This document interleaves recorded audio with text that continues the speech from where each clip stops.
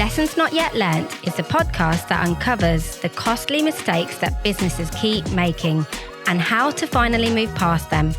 Through storytelling, candid conversations, and expert perspectives, I'm on a mission to challenge outdated thinking, bring those overlooked lessons to the surface, and drive meaningful change, one story at a time.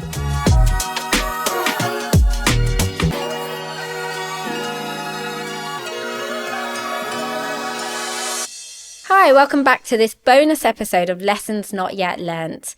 I'm your host, Kiran Kachela, and today we're talking about resistance.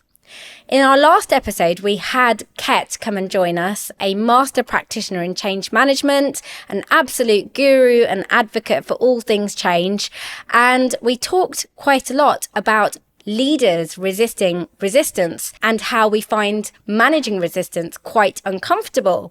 So I thought I'd hone in a little bit more on that, talk a little bit more about resistance, because it's something that we deliver quite a lot of training in, because there is a real gap in people understanding how to manage that friction, that conflict, that resistance, and how to reframe that as feedback. In our training, we actually train out the Rick Maurer framework, and it's a framework that breaks resistance down into 3 levels to help us understand how we might best manage it. The first level is the I don't understand it level.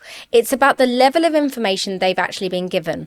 And it's the easiest level of resistance to manage because there are so many strategies you can apply to help increase somebody's understanding, whether that's more information, more data, more training and support.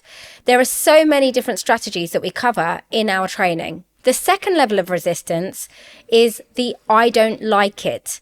And this has an emotional response. They personally don't like the change. In this level, you need to identify change strategies to help them feel more secure and comfortable about the change because they don't like it for a particular reason. And you need to get under the skin of why they don't like it and help them get into that comfort zone. And the third level of resistance is the most difficult one of all, and it's the I don't trust you. It's about their trust level. And that has been caused most likely by past experiences, by their perception of what's happening now, perhaps how the change has been managed internally. And in this environment, they need to see it to believe it. So again, there are a number of different strategies you can apply to help build that trust.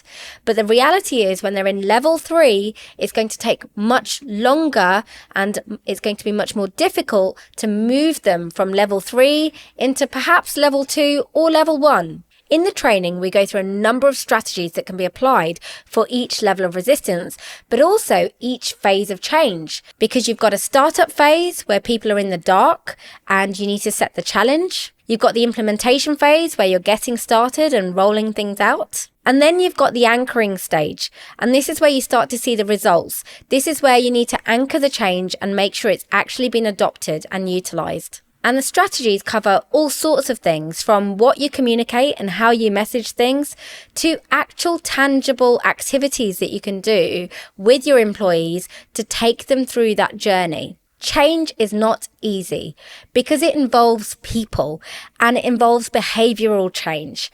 And so there's a whole science behind it, from understanding personality traits to understanding some of their behavioral traits to understanding the environmental context and understanding people's intrinsic experiences and perceptions of the change. For more information, please do take a look at the CI Project's website where there's information about the training.